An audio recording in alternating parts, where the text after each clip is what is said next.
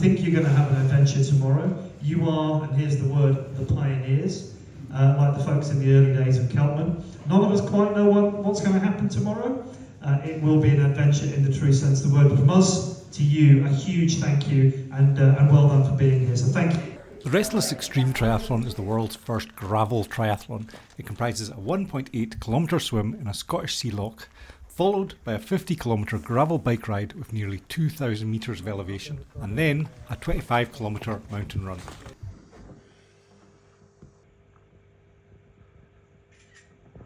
The race takes place in Loch Goilhead. Don't get this confused with Loch Gilphead. I'll say it again, it's Loch Goilhead, not Loch Gilphead.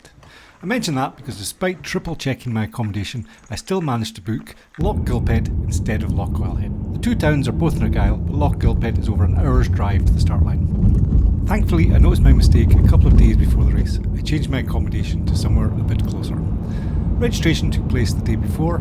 As the start is a different place than Transition 2 and 3, we had to leave our bikes overnight at Transition 1 in Carrickcastle. Both Loch Goilhead and Carrickcastle are very small places.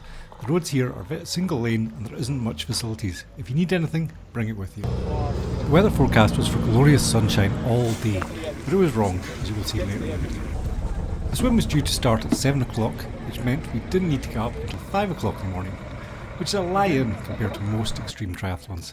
Keltman and Keltman Zero both have much earlier starts. To get to the start, we had to get a bus. There are two departure times, 5:30 and 6 o'clock. Luckily, we were on the 6 o'clock. The organiser said at the briefing the fact there was only one bus wasn't because they were saving money, but it was because there was only one bus. They tried really hard to get two, but they were unable to. It takes about 20 minutes to get from Loch Goilhead to Carrickcastle. Once we arrived, I sorted out the transition area and checked out the swim course. It was low tide. I'm sure there is a valid reason why the race was at low tide, but I was surprised. I'd have thought high tide would be better. We entered the water on one side of the castle, then swam east to an orange buoy before turning and swimming west to a small mast on a rock. We then swam around the rock and returned to the castle. But the low tide meant it wasn't possible to swim around the rock, so instead we turned before it at a canoe. There was around 85 people starting from an initial field of 104. The organisers confirmed at the briefing that their target had been 100 people, as they thought that would be the capacity for the event. I think they were right. Whilst there was plenty of room in the swim, as we came back to shore and started the bike, there were some narrow and steep paths that could easily bottleneck if more people were leaving and trying to get past one another. After a period of warm weather, the loch was warm, for Scotland, and almost flat cam. My only criticism would be that the final fixed black painted buoy is not easy to see against the dark moor west coast background. I'd add a yellow inflatable to this buoy too, just to help with the sighting. The swim felt short. My GPS watch wasn't working properly, so I can't definitely say it was short, but it definitely felt short, and my time was much quicker than I expected. I'd bought a new gravel bike via the Cycle to Work scheme, but even though I'd ordered it in plenty of time for the race, it had only turned up 2 days before the start. My first ride of it was this race. Andrew borrowed a gravel bike for my wife. My bike was great, light, responsive, and it made easy work of the hills. Andrew's was very comfy, but it was also heavy. It had, at best, a 32 gear as its lowest setting, which was not enough for some of the climbs. Unable to get much purchase on the gravel beneath, his wheels spun and he didn't really move. He had to walk large parts of the first section. He did though cycle a lot, even if the footage doesn't show that. It was easier to film walking bits rather than riding bits. Oh, hard going. I'm having to wait for Andrew all the time because he's on an old rickety bike and it doesn't go as fast as mine. I'm not complaining though, a bit knackered.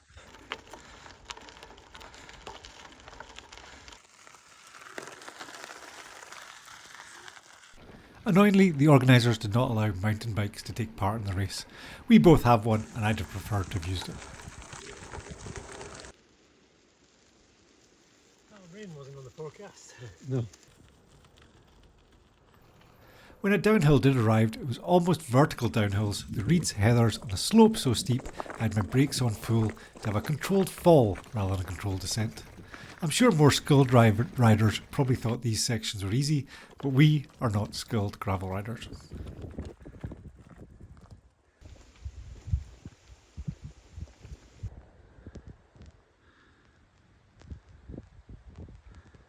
The course is split into two roughly equal loops.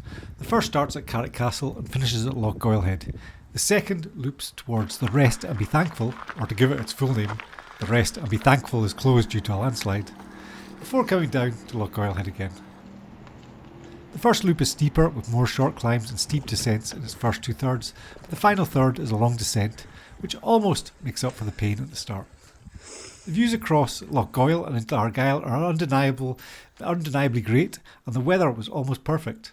However, even with a forecast that would be dry all day, the west coast of Scotland never disappoints. We had almost an hour of steady dreich downpour. Even if the BBC weather was to tell you that the sun has expanded by billions of miles and the world was about to be incinerated, it would still rain in Argyll. The second loop starts with another long but not steep climb.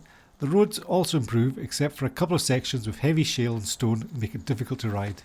These sections are short and only take a couple of minutes before the track reverts to a well-worn fire track that is clearly regularly used by the Forestry Commission. The second lap also has a couple of sections marked as gnarly, and by gnarly they mean no track, steep drops and very technical riding through some woods. Nothing dangerous and nothing to cause any concern unless you decide to ride them because of the bike handling skills of a professional downhill mountain biker. By this point we barely saw another rider. For a while, the end of loop 1 and the start of loop 2, we kept swapping places with another rider called Michael, but he must have had a second wind and left us for dust because we never saw him again after this.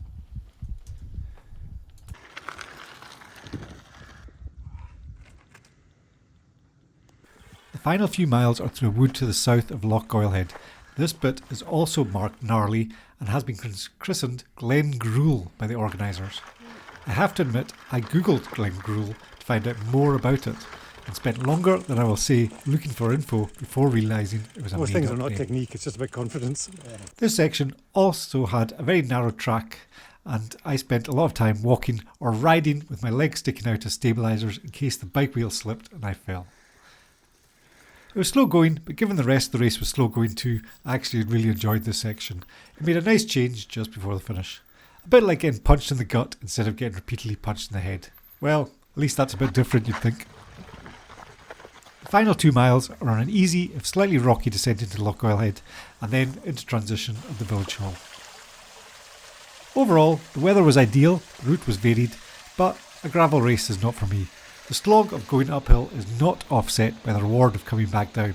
I don't mind climbing, but I'm not the best descender on a bike. I spend a lot of time coming down, braking hard, which isn't much fun. And then, when I'm on the flat, I don't enjoy the randomness of the gravel and the possibility that at any moment I could get a puncture from a stray rock, which could lead to being miles from main road and rescue. Instead, I spent the entire race being mildly anxious about all of it. So with that in mind, when we saw a man prepare a barbecue at the village hall and the choice was to continue or to eat a burger straight from the grill, there was no choice at all. Are you not bothering with the run? That's good.